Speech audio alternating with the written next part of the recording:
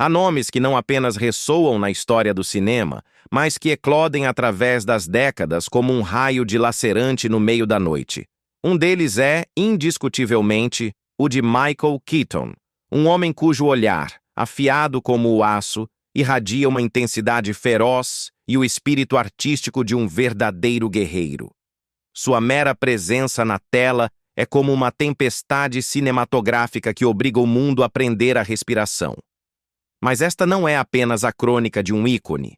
É o relato cru de uma vida marcada pela luta, pela solidão e por uma persistência que desafia as leis de Hollywood. Keaton não apenas atuou. Ele transformou Batman em um fenômeno global que redefiniu o gênero de super-heróis. Ele despedaçou a alma da audiência com o brilho atormentado de Birdman, um papel que pareceu menos uma performance e mais uma purgação existencial. E com seu carisma irreverente, fez com que Beetlejuice se incrustasse de forma imortal na corrente sanguínea da cultura pop moderna. Para milhões, ele jamais esteve simplesmente interpretando um papel. Ele derramou sua alma inteira em cada fotograma. Sua ascensão de um jovem tranquilo da Pensilvânia que lutava para ser notado em um mundo que parecia não ter espaço para ele, até o ápice do cinema internacional, continua sendo uma das travessias mais notáveis de Hollywood. No entanto, mesmo as lendas carregam feridas que nenhum holofote pode curar. A dor de um casamento desfeito, os anos de silêncio quando a indústria lhe virou as costas e aquela profunda solidão privada que ele carregava muito antes que as luzes voltassem a brilhar sobre ele. E agora, aos seus 74 anos, uma nova tempestade aperta o cerco. Se sua coragem inabalável, sua paixão indomável e sua profunda humanidade já o comoveram, honre este homem que se mantém firme na batalha. Porque é dilacerante compreender que o homem que o mundo um dia chamaria de herói começou sua vida não em uma névoa de glória ou aplausos, mas em uma escuridão tão densa que uma criança podia quase desaparecer nela. Obrigado à invisibilidade muito antes de saber o que era um sonho, Michael John Douglas nasceu em 5 de setembro de 1951 em Coraópolis, Pensilvânia. O caçula de 7 irmãos em um lar de classe trabalhadora, onde o espaço era escasso, os invernos eram amargos pela falta de aquecimento e a geladeira frequentemente permanecia vazia, forçando as crianças a se aninharem sob cobertas finas. Seu pai, George, engenheiro civil e topógrafo, voltava todas as tardes após intermináveis jornadas de trabalho. Seus ombros afundavam sob o peso invisível da responsabilidade, os olhos cansados, as mãos calejadas. Ele trazia consigo a exaustão silenciosa de um homem que tentava desesperadamente manter sua família à tona.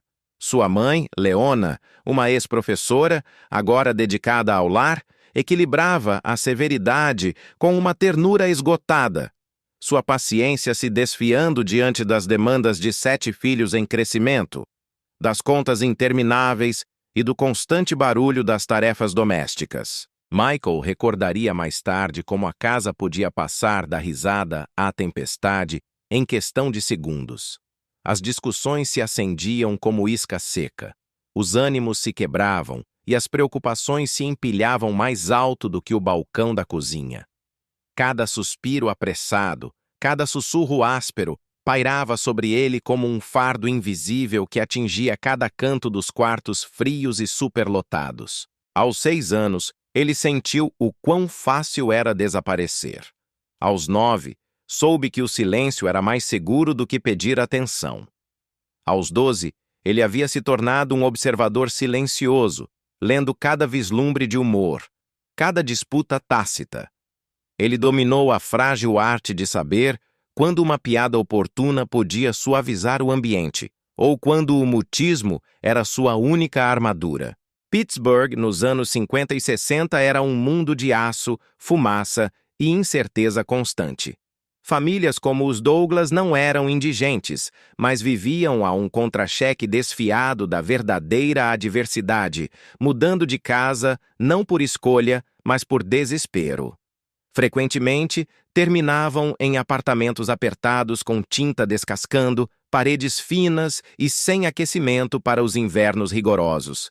Cada realocação gravou uma verdade brutal em Michael. A permanência era um privilégio, e o pertencimento era algo pelo qual era preciso lutar ferozmente. Em uma infância onde ninguém tinha tempo para notar o garoto mais calado, onde nenhum adulto reparou na pequena chama de seu sonho para lhe dizer que ele poderia se realizar, ele sentiu a pontada de outra ferida. Seu sonho de atuar, de contar histórias, foi descartado como bobagem infantil em um lar que precisava de empregos reais, estabilidade autêntica e pura sobrevivência. Hollywood não era apenas distante, era um planeta diferente, um universo que não se esperava que garotos como ele chegassem a tocar. Nas sombras superlotadas de seu lar, Michael construiu um mundo privado de imaginação, imitando vozes e cenas da televisão, atuando em silêncio, às vezes para quem quisesse olhar, mas frequentemente apenas para si mesmo. Aos 14 anos descobriu que a atuação era o único lugar onde ele podia existir plenamente, ruidosa e inegavelmente. A escola secundária Montour se tornou seu primeiro santuário, um lugar onde a presença podia ser esculpida do ar, mesmo que ninguém acreditasse nele.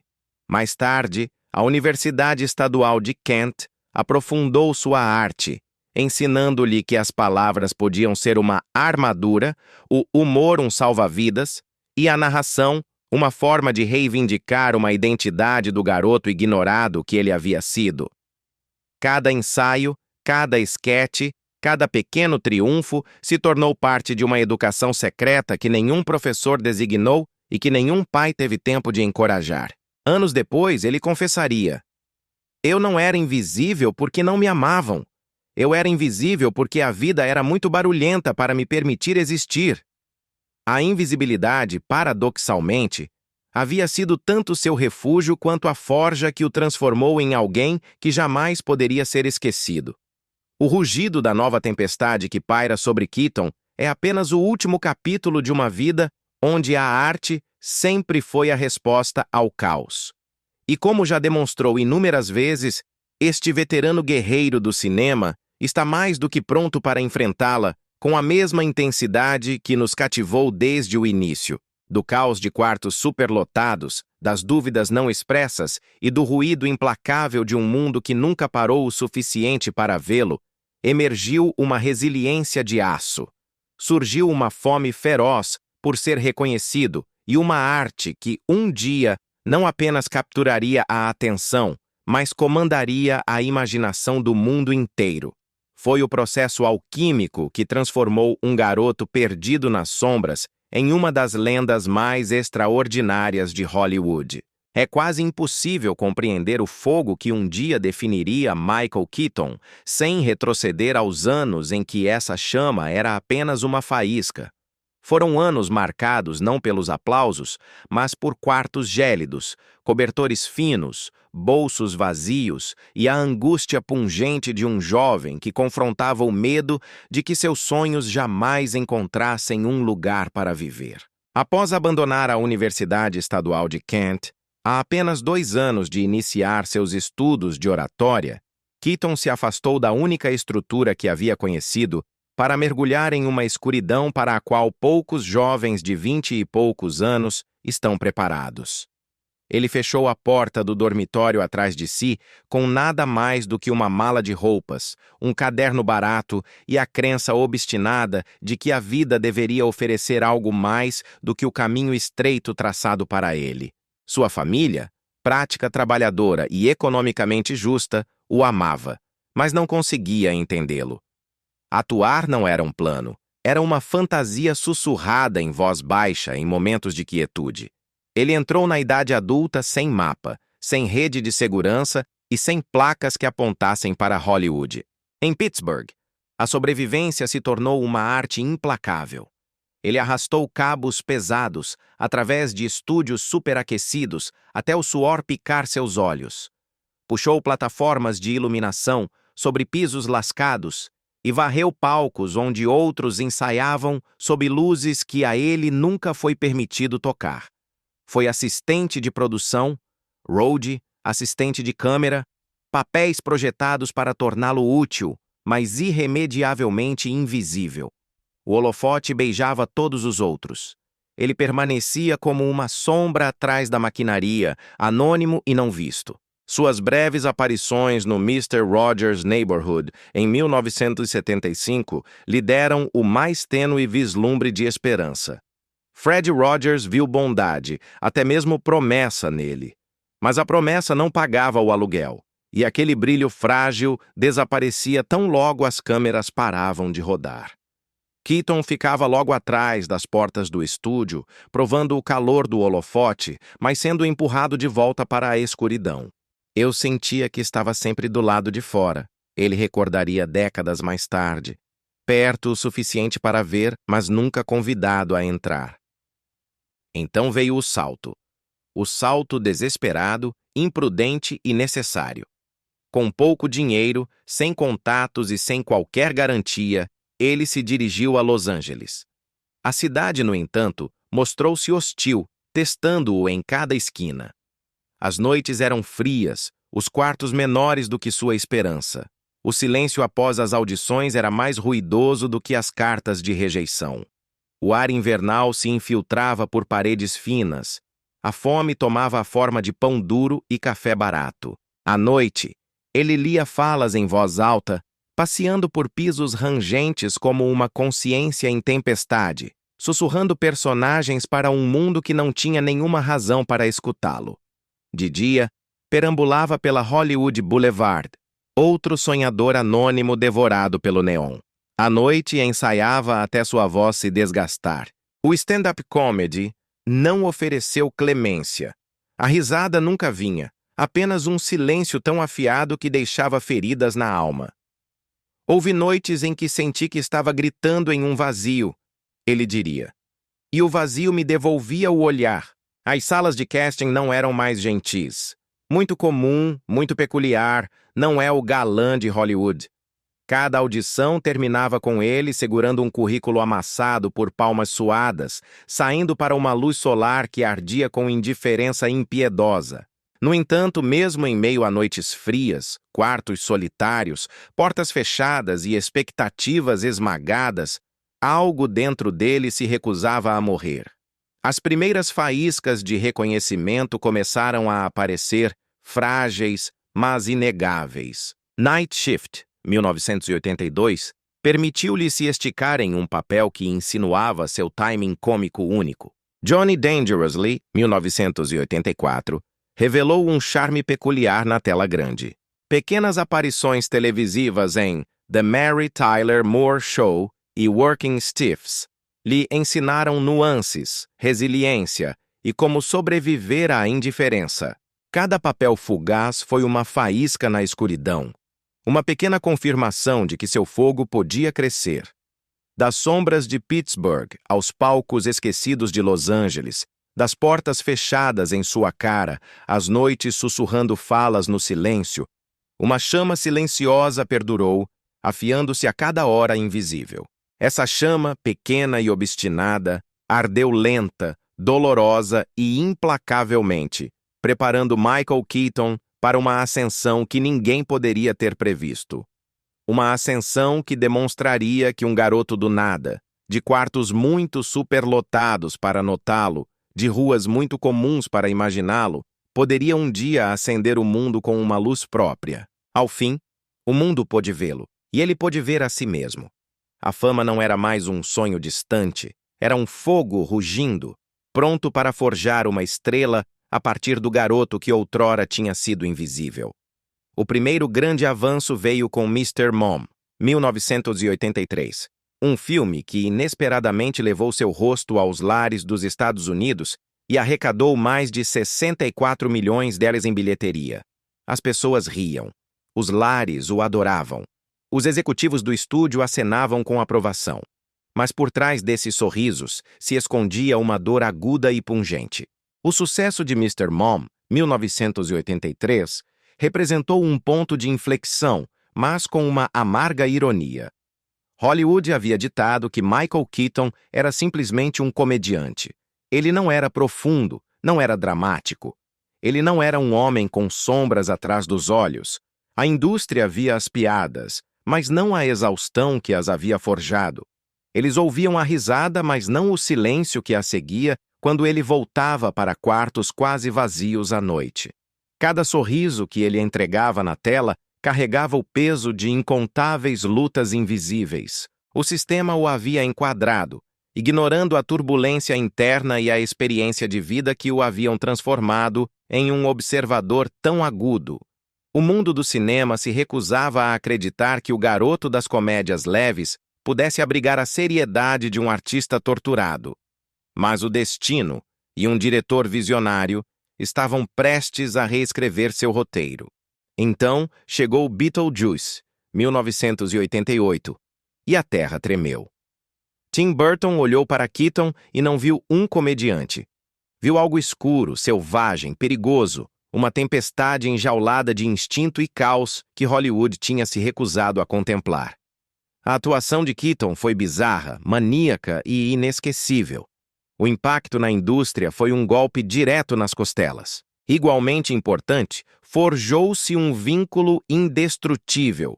Burton começou a lutar de verdade por Keaton.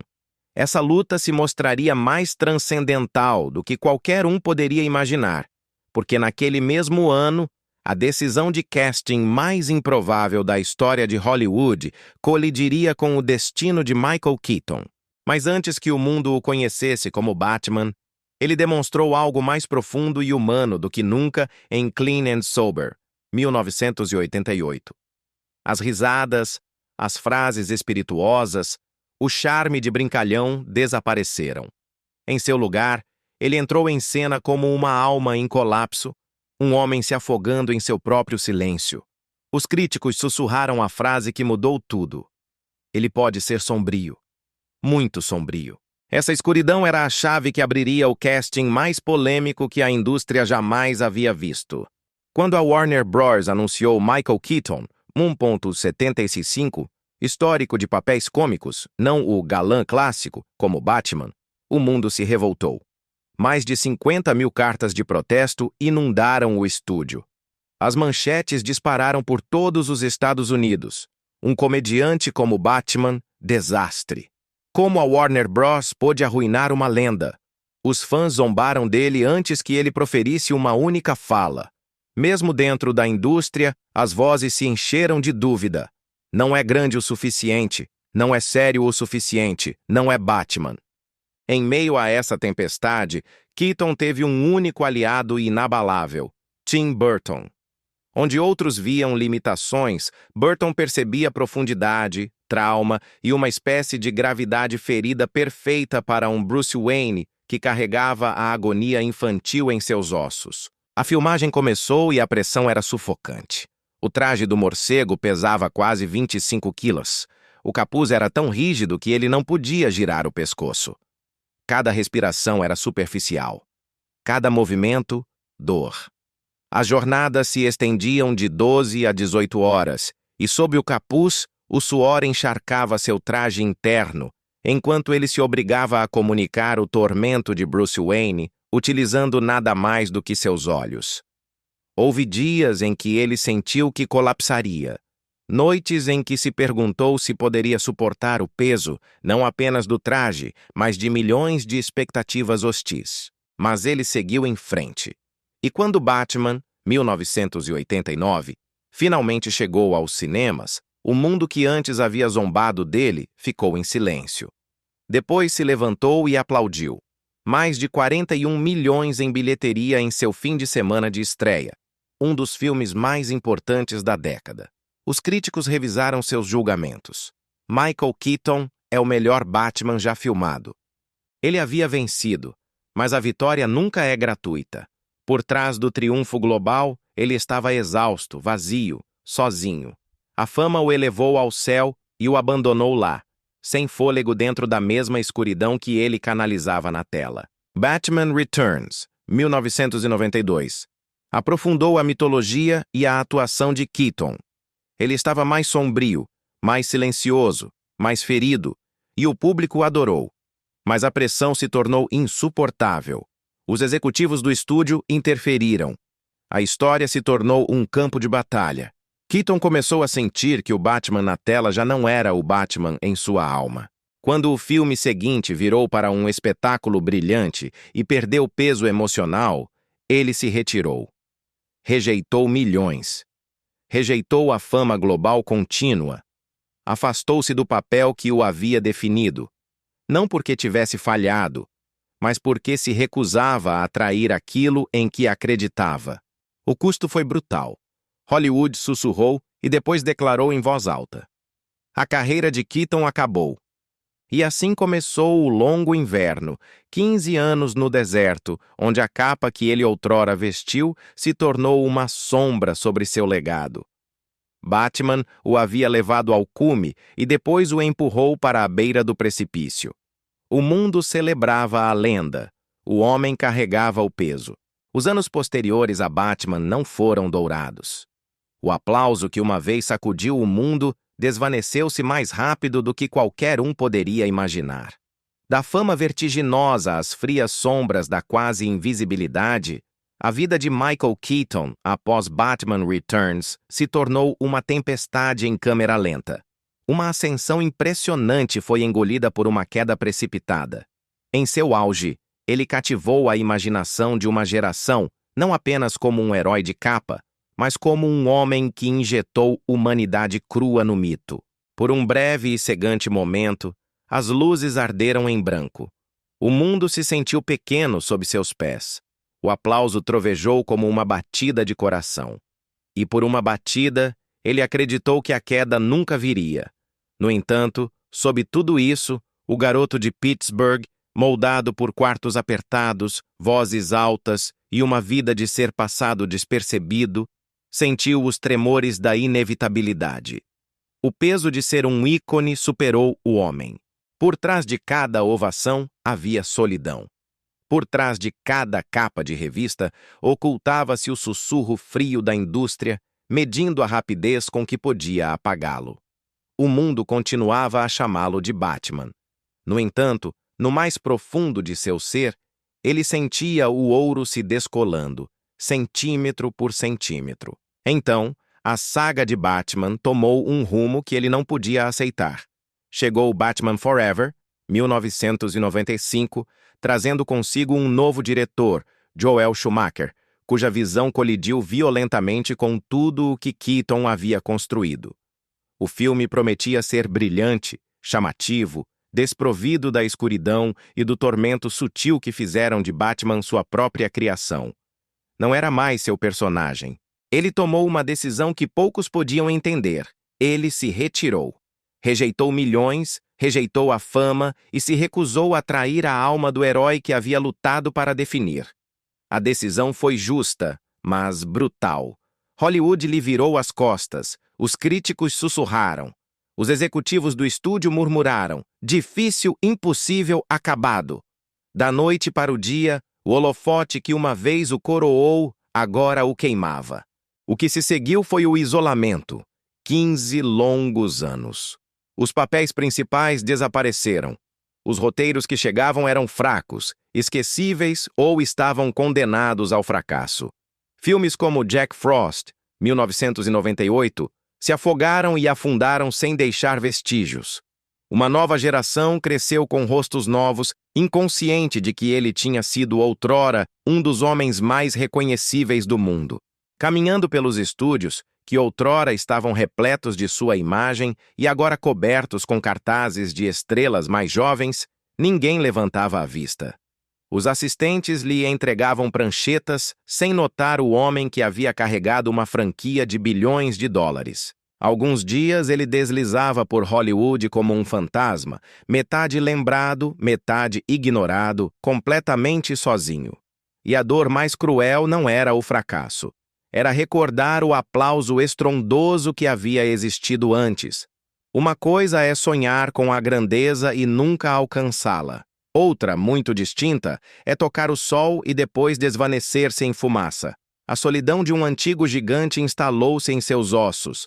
O mundo havia virado a página, e ele lutava não pela fama, mas para demonstrar que o que havia construído não tinha sido um acidente. E então, Como se o destino estivesse esperando o momento em que ele estivesse pronto, chegou o ano de 2014. Birdman não chegou como um roteiro. Chegou como um acerto de contas. O personagem de Regan Thompson não era apenas um papel. Era um espelho. Uma ex-estrela de super-heróis abandonada por Hollywood, lutando desesperadamente pela relevância, perseguida pelo fantasma do homem que outrora foi. Keaton não interpretou Regan. Ele o viveu. Cada tremor em sua voz, cada rachadura emocional, cada respiração vazia provinha não da atuação, mas da memória. No set, seus olhos brilharam com lágrimas não escritas. Os membros da equipe sussurraram depois que haviam presenciado algo muito além da atuação. Haviam visto uma alma exposta. E desta vez, o mundo finalmente se levantou. Os críticos se desfizeram em elogios. O público permaneceu em um silêncio atônito. Os prêmios vieram como uma chuva atrasada. Ele ganhou o Globo de Ouro e Birdman levou o Oscar de melhor filme. Enquanto Michael Keaton estava naquele palco, os olhos brilhando sob as luzes, não foi o orgulho que o preencheu. Foi a liberação. Um degelo de um inverno de 15 anos, um reconhecimento há muito negado que finalmente encontrava seu caminho para casa. Ele lembrou de arrastar cabos em estúdios superaquecidos, varrer pisos enquanto outros ensaiavam sob luzes brilhantes, e as inúmeras noites que esperou em silêncio para que alguém, qualquer um, notasse o fogo que carregava dentro. E agora, depois de toda uma vida de ser subestimado, esquecido e descartado, o mundo finalmente pronunciou seu nome de novo. Michael Keaton não simplesmente retornou. Ele ressuscitou, uma fênix esculpida na rejeição, na solidão, na coragem e na brasa inextinguível de uma alma que se recusava a apagar. É dilacerante pensar que a fama o testaria tão brutalmente. Mas o amor o testaria ainda mais. Depois de anos de ser passado despercebido, lutando em audições e papéis pequenos, a única coisa que Hollywood não podia medir era o amor em si. E esse amor chegou com Caroline McWilliams. Ela já era uma presença familiar e elegante na televisão americana. Sua calidez e estabilidade ofereceram uma calma que Michael nunca havia conhecido. Ele ainda era um jovem ator, inquieto e incerto, carregando as cicatrizes de uma infância passada, competindo por atenção em uma casa superlotada. Caroline viu além dessa incerteza. Ela viu a chama silenciosa que se recusava a morrer. O homem que aprendia a confiar em si mesmo, audição após audição. Ela não se apaixonou pela lenda que ele se tornaria mais tarde.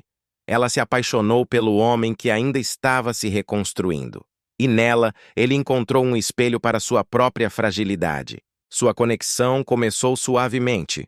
Não sob os holofotes ou no set, mas em momentos íntimos e ordinários. Conversas em corredores apertados de pequenos estúdios, jantares tranquilos após longos dias. A maneira como suas risadas ressoavam contra as paredes de apartamentos modestos. Quando se casaram em 1982, seu mundo estava costurado com esperança e uma ternura singela. Foi um porto seguro justamente quando a tempestade da fama estava prestes a se desencadear sobre ele.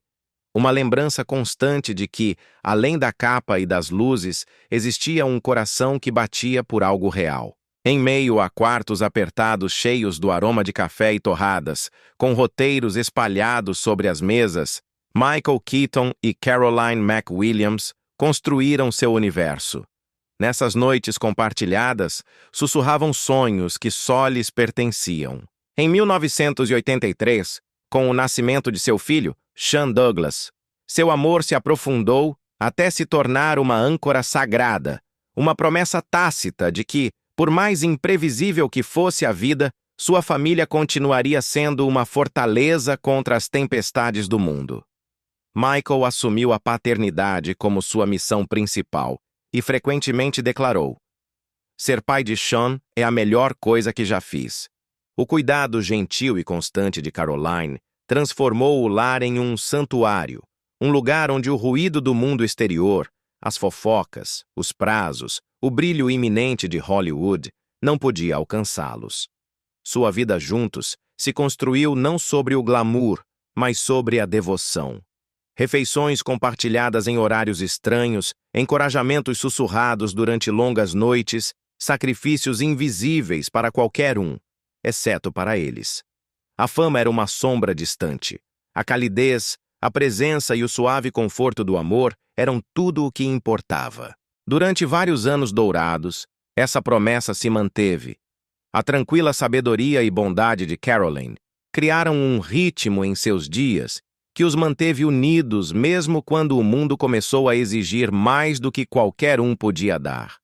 Ela o encorajou nas audições, lembrou-lhe seu valor quando a rejeição era pesada e esteve ao seu lado em cada pequena vitória antes que mais alguém notasse. Seu amor era uma chama constante, nutrida no brilho tênue das filmagens da madrugada, no silêncio dos ensaios de meia-noite e no suave tilintar dos pratos em uma cozinha muito pequena para abrigar suas esperanças. Mas quando o sucesso bateu, ele fez mais do que mudar tudo. Ele esmagou cada espaço privado, cada respiração e até mesmo o coração de Michael sob o peso inevitável de seu brilho. Sua carreira disparou com Night Shift e Mr. Mom e depois explodiu com Beetlejuice. Um turbilhão que roubou seu tempo, seu sono e sua própria presença. Os dias longos se fundiram em sets de filmagem intermináveis, voos sem escalas, estreias e as exigências implacáveis das oportunidades. O homem por quem Caroline outrora ficava acordada se tornou um fantasma, vislumbrado apenas em momentos fugazes entre projetos.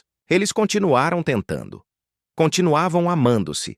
No entanto, pequenas rachaduras se espalharam silenciosamente como fissuras no gelo.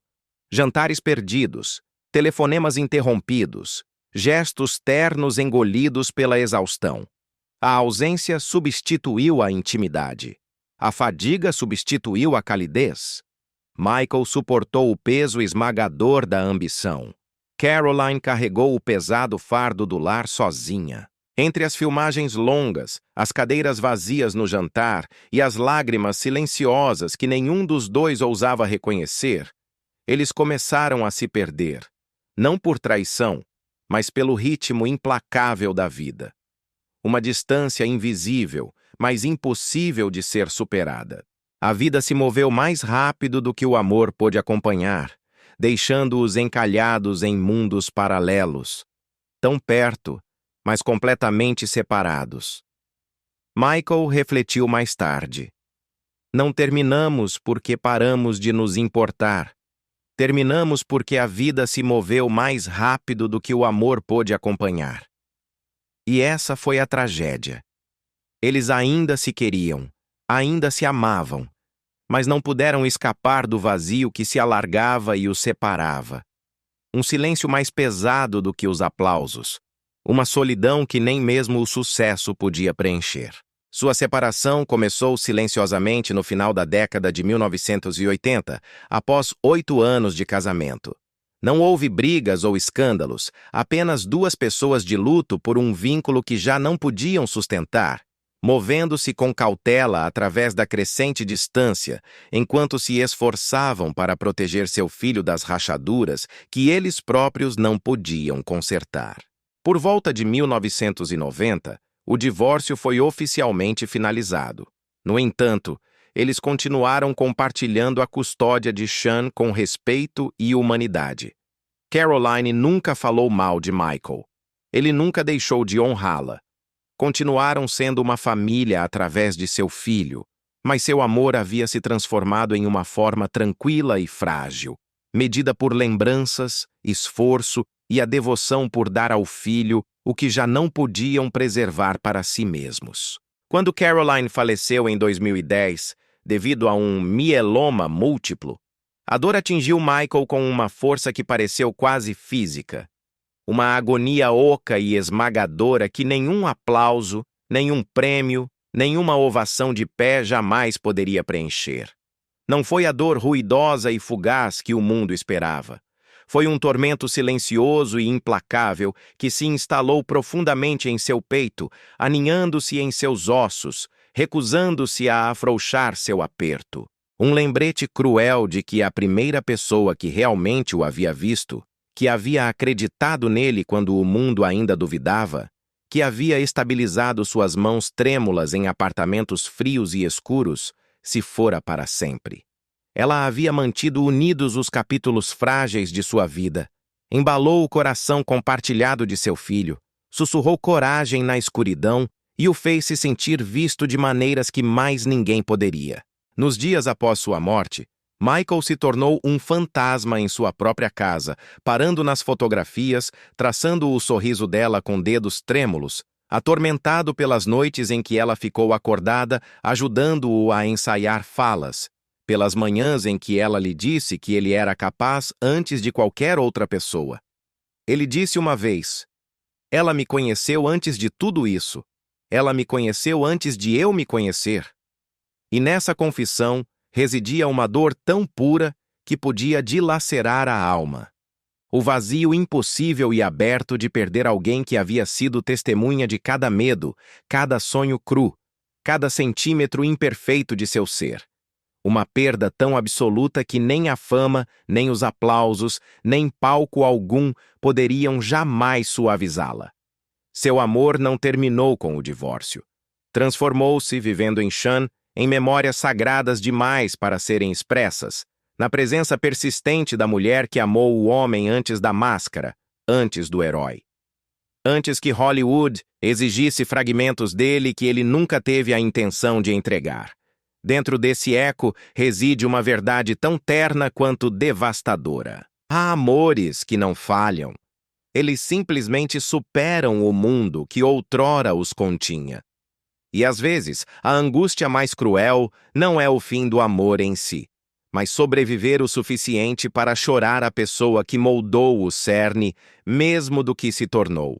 A tristeza é um peso que nenhum aplauso, nenhum holofote, nenhuma fama pode levantar.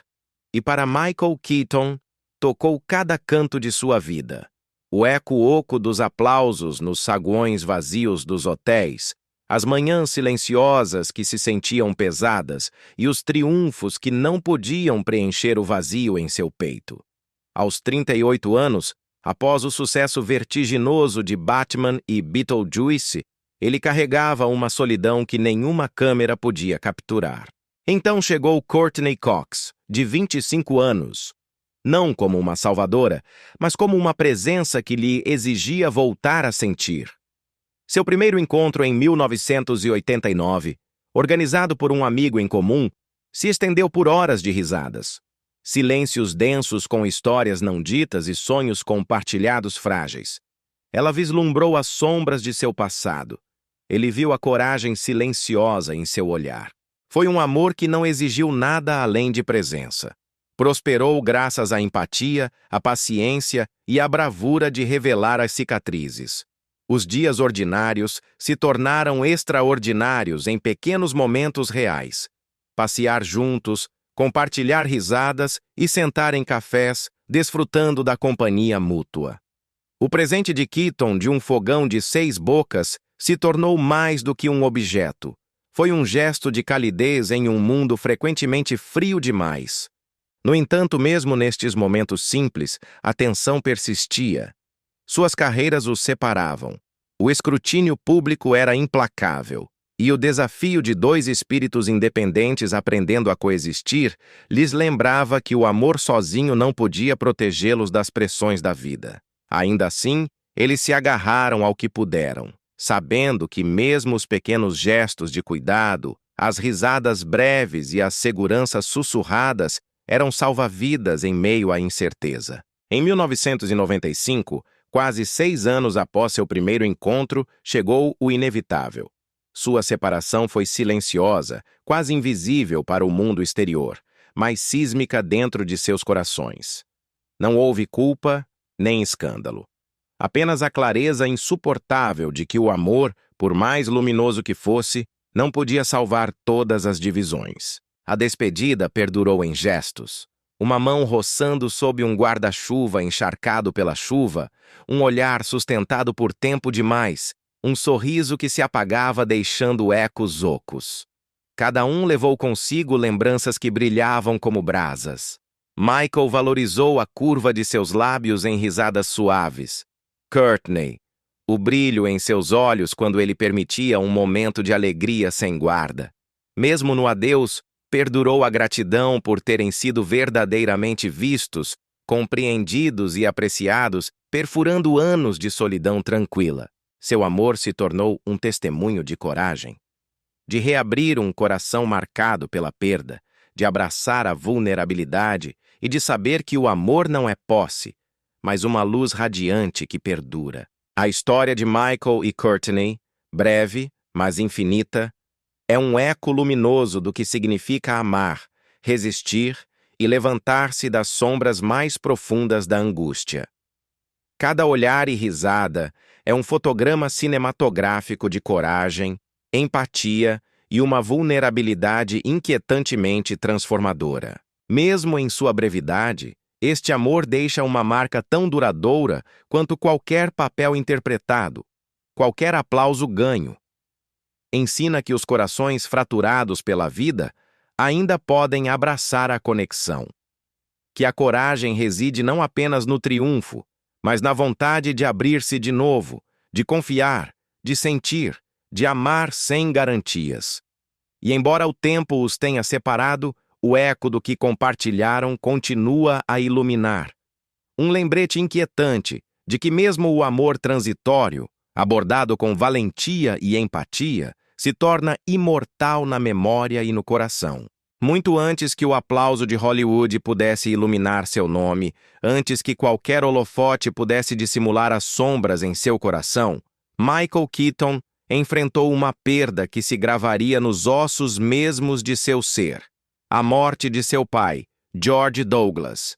Ele tinha apenas 26 anos, ainda engatinhando em direção ao reconhecimento, audição após audição, agarrando-se à esperança com uma mão, enquanto a outra peneirava uma vida de papéis pequenos e incertos. A carreira que ele havia sonhado ainda era frágil, instável e inacabada. E, de repente, o único homem que alguma vez pareceu capaz de guiá-lo através do caos de sua atestada infância tinha-se ido. Sem fanfarra, sem aviso, sem oportunidade de dizer as palavras que desejava ter podido proferir. Apenas um silêncio que engoliu tudo. Michael carregou um remorso corrosivo, que penetrou mais fundo do que qualquer roteiro, crítica dura ou audição falhada. Ele ainda não havia se tornado o homem que podia pagar ou honrar os sacrifícios de seu pai.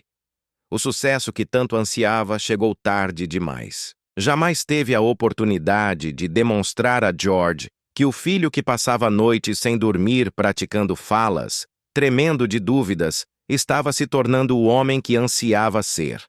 Cada pequena oportunidade, cada vislumbre de promessa, chegava tarde demais para ser compartilhada com o homem que, em silêncio, o havia mantido de pé. Esse remorso se agarrou como uma sombra, infiltrando-se nas salas de ensaio escuras, seguindo-o através dos sets de televisão superlotados, infectando cada atuação incipiente e desajeitada. Era uma dor que não podia ser encenada, que não podia ser mitigada pelo aplauso, que não podia ser apagada por sucesso algum.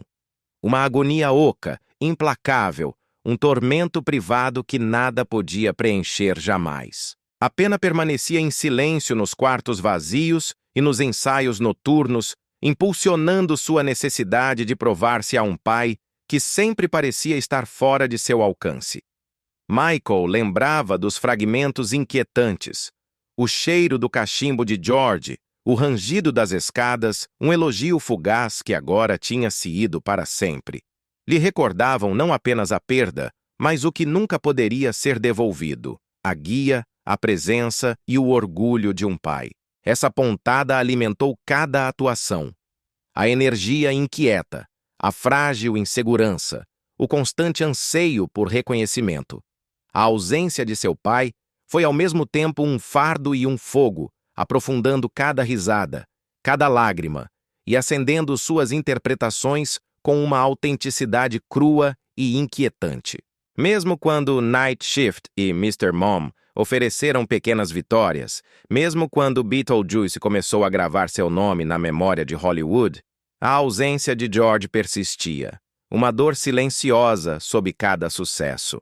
As câmeras, o aplauso, as entrevistas, nada podia substituir o orgulho paterno que ele nunca escutaria, a guia que nunca receberia. Era um luto íntimo, ineludível, privado, que se manifestava em apartamentos vazios após filmagens noturnas, em longas viagens para casas solitárias, em momentos em que ansiava compartilhar um triunfo com a única pessoa que havia entendido cada medo que ele não ousava expressar. Michael refletiria mais tarde que perder seu pai no momento preciso em que sua carreira ainda era frágil lhe ensinou duas verdades brutais de uma vez. A vida podia ser cruelmente injusta e a resiliência não era opcional. O homem que havia segurado as rédeas frágeis de sua infância já não podia guiá-lo através do labirinto da fama. Essa dor, esse silêncio doloroso, moldaria o pai em que se tornou, o amante que seria, o homem que levou a angústia em silêncio e ferozmente a cada capítulo de sua vida. Nesse vazio, Michael aprendeu a poesia cruel da perda. Parte da dor não é destinada às palavras, apenas à resistência. Algumas âncoras, uma vez desaparecidas, deixam um silêncio que nenhum aplauso pode preencher. A morte de George Douglas foi mais do que tristeza. Foi o crisol que forjou tanto o brilho de Michael Keaton quanto sua profunda solidão de por vida.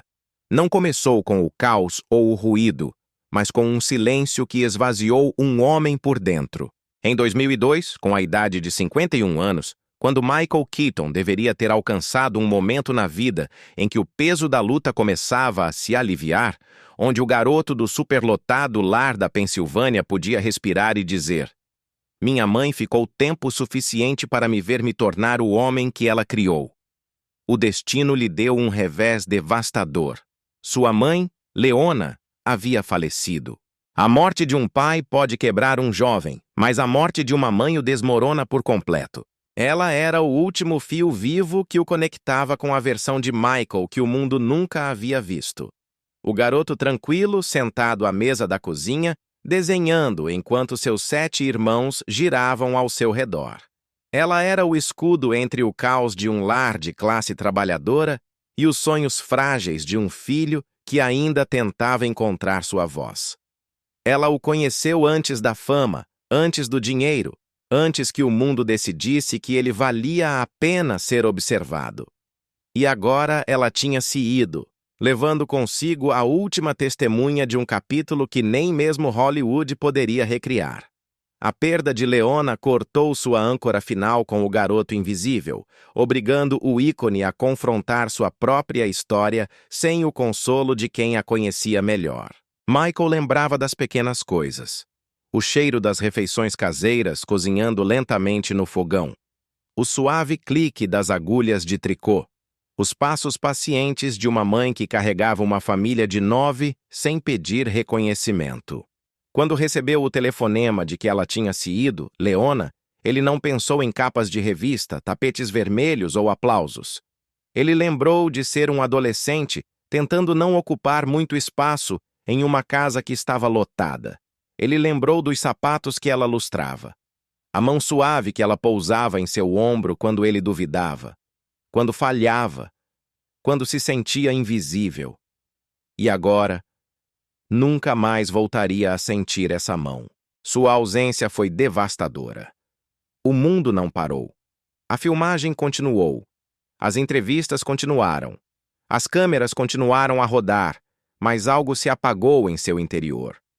A dor se infiltrou como água fria, preenchendo cada espaço vazio. Entre as tomadas no trailer, em quartos de hotel sem ninguém para ligar, nas longas viagens para casa que terminavam em silêncio. A fama trouxe muitas coisas, mas não pôde suavizar a dor. O aplauso era alto, mas a tristeza era mais forte. Houve momentos em que ele instintivamente se virou para compartilhar algo com ela.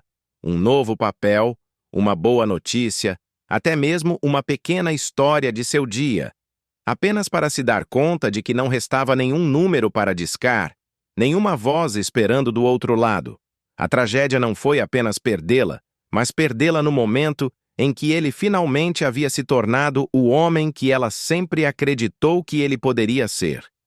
Ele havia chegado ao topo da montanha, mas a pessoa que o teria abraçado lá tinha se ido. E se um olhasse de perto, podia vê-lo na quietude por trás de seus olhos, no peso silencioso de certas interpretações, nos personagens cuja risada e dor pareciam vir do mesmo lugar oculto. Algumas pessoas perdem seus pais e com eles perdem sua base. Michael perdeu o último canto suave de sua infância, o lugar onde ele não tinha que lutar para ser visto. A partir desse momento, ele caminhou pelo mundo mais pesado, mais tranquilo, carregando uma perda que não desvaneceu, mas que se fundiu com o osso e a alma. O silêncio que se carrega para sempre.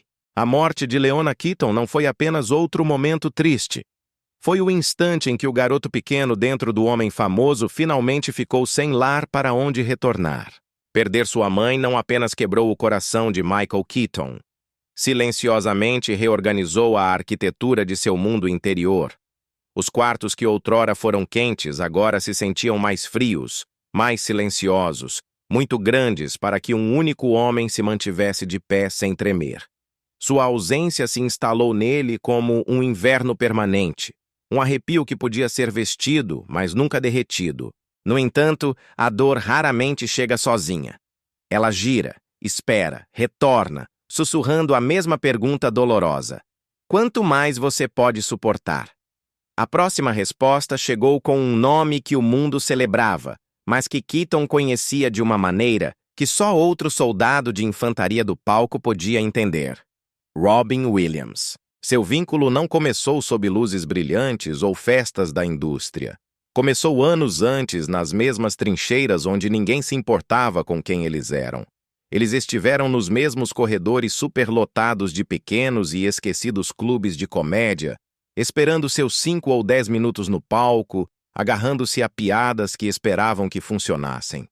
Eles se viram fracassar, se recuperar, sangrar um pouco e tentar de novo porque não havia mais nada a fazer. Compartilharam aquela estranha intimidade que só os artistas na escuridão conhecem. O aceno trocado quando um set sai errado. O orgulho silencioso quando alguém transforma uma sala morta em risadas. As caminhadas noturnas para casa, perguntando-se se estavam desperdiçando suas vidas ou afiando o aço. Por isso, quando a notícia do falecimento de Robin chegou a Keaton em 2014, não atingiu como um único raio de dor.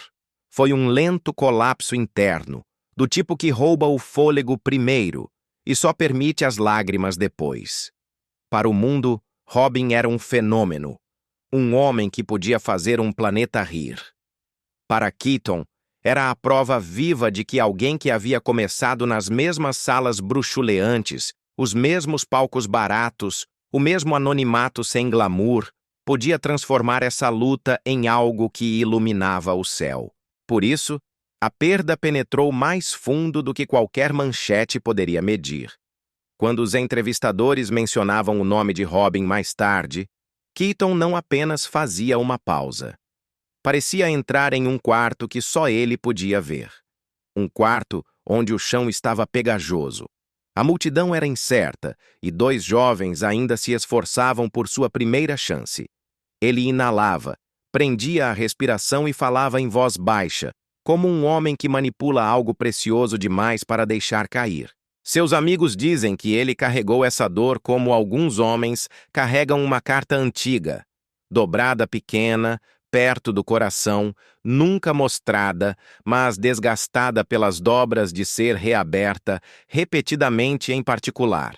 E na dor, sobreposta de perder a mulher que primeiro acreditou que ele podia triunfar, e o camarada que outrora lutou ao seu lado nas sombras, Keaton aprendeu uma verdade brutal. Algumas ausências não desvanecem. Elas se aprofundam, ecoam. Sentam-se em silêncio ao seu lado em cada quarto noturno e lembram que não importa o quão forte o aplauso se torne, parte da jornada deve agora ser percorrida sem as pessoas que entenderam onde ela realmente começou. Fechamento da crônica. A vida de Michael Keaton, dos quartos apertados da Pensilvânia ao regresso triunfal com Birdman, é um testemunho da resiliência forjada na sombra.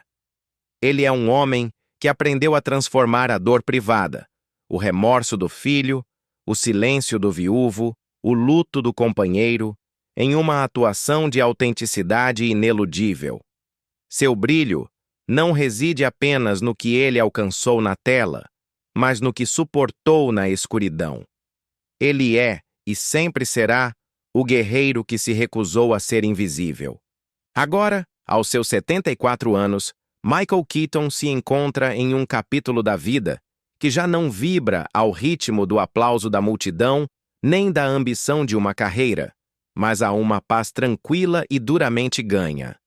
Uma paz que foi talhada a partir de décadas de luta, rejeição, reinvenção e noites passadas perguntando-se se alguma vez voltaria a ser visto. Ele se levanta todas as manhãs em seu rancho de 1000 acres em Montana, onde horizontes intermináveis se estendem como as promessas que ele outrora temeu não alcançar. Riachos serpenteiam através dos campos como veias da memória, e as montanhas se erguem como testemunhas silenciosas de uma vida moldada em resiliência, solidão e persistência. Isto não é simplesmente terra, é um santuário. Um lugar que ele construiu com suas próprias mãos, ao qual entrou com músculos doloridos, e no qual respirou depois de anos em que Hollywood não sabia o que fazer com um homem que havia caído, se levantado e caído de novo.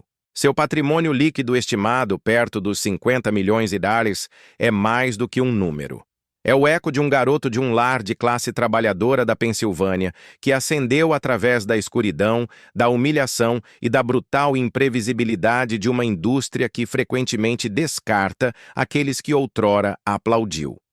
Cada acre, cada cabana, cada estrutura, cada investimento cuidadosamente escolhido carrega o peso das noites em que o telefone permaneceu em silêncio.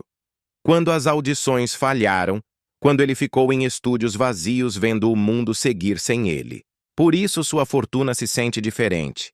É ganha, não ostentada, protegida, não exibida. Carregada não por orgulho, mas como um testemunho do que significa levantar-se quando não resta nada a que se agarrar. O rancho de Montana é a joia desta vida. As vigas de madeira e as lareiras de pedra preenchem o alojamento principal com o aroma de pinho, couro e memória. Do tipo que sussurra sobre tempestades sobrevividas e vitórias silenciosas. As janelas emolduram campos abertos onde pastam os cavalos. As manhãs de inverno envolvem o horizonte em geada prateada, e os celeiros, os estábulos e as longas trilhas de terra contam a história de um homem que buscou a cura não nos aplausos, mas na companhia suave e sem julgamentos da natureza.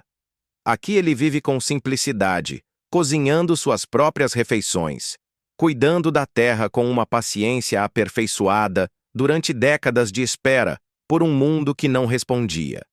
Ele caminha pelos campos como se cada passo fosse uma oração de gratidão e resistência. Sua casa em Pacific Palisades, modesta mas quente, domina a costa da Califórnia e abriga fotografias de seu filho Sean, livros preciosos e móveis suavizados pelo tempo.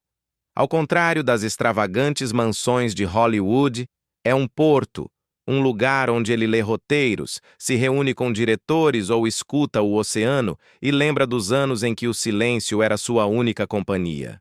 Seus veículos refletem a mesma filosofia de vida. Um clássico coupé Mercedes-Benz, valorizado não pelo flash, mas pelo artesanato. Uma van Volkswagen Vintage, que evoca dias mais simples. Um Tesla Model 3 Performance, funcional e eficiente.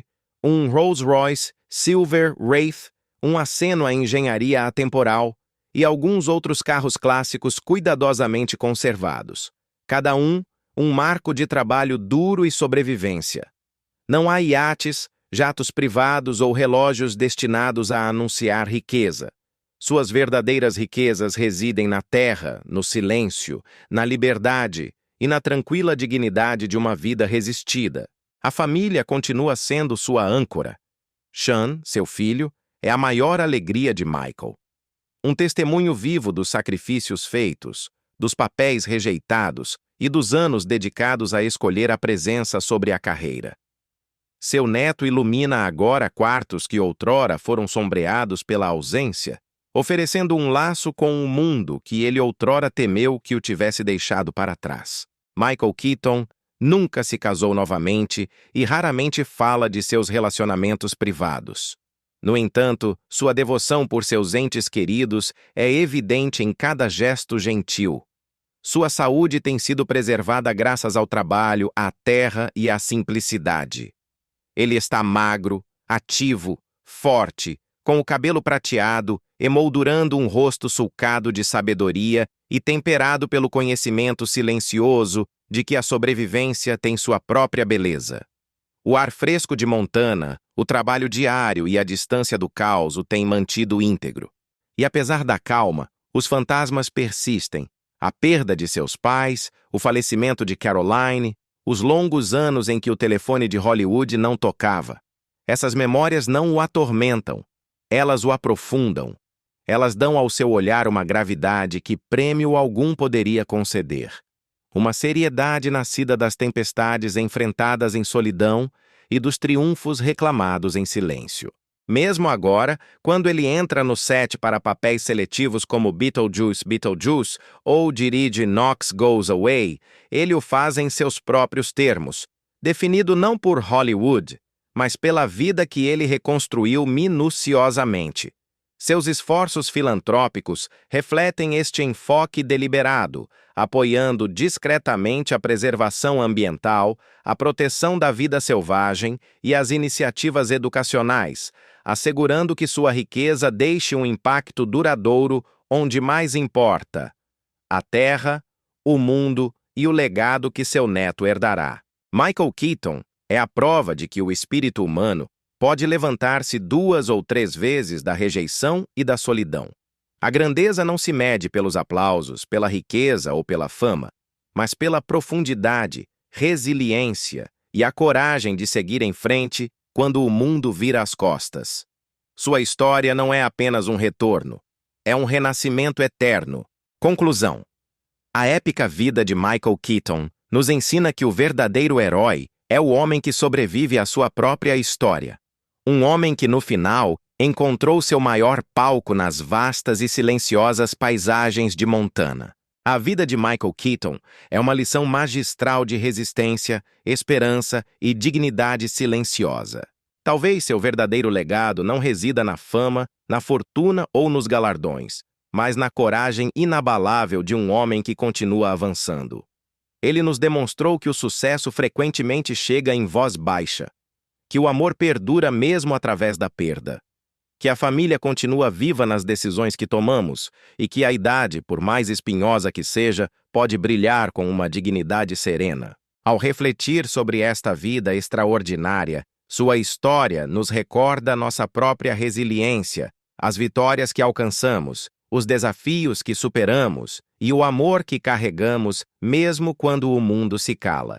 E da parte de toda a equipe do Golden American Stars, desejamos que vocês, nossos queridos espectadores, sejam abençoados com paz duradoura, saúde robusta, felicidade sem limites e prosperidade constante. Que seus dias transcorram com calma, que seus lares transbordem de calidez e que toda a esperança que aguarda silenciosamente em seu coração encontre seu caminho em direção à luz, em direção à luz, em direção à luz, em direção à luz, em direção à luz, em direção à luz, em direção à luz.